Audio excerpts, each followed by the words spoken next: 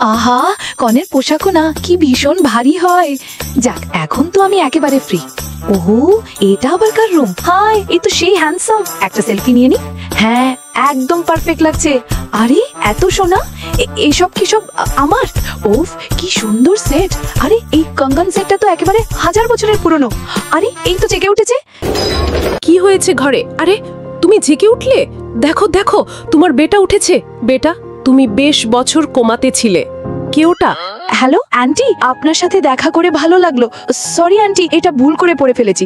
সেগুলো খোলার দরকার নেই। আচ্ছা, তুমি কি আমার ছেলের বউ হবা?